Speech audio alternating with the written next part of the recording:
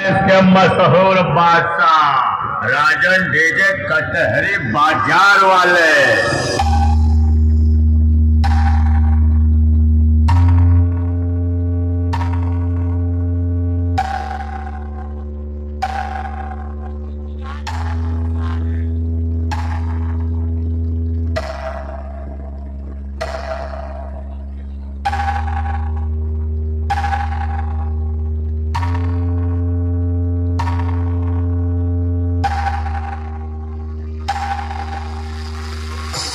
अरे कसबे कहीं फोकटाई में मारा था।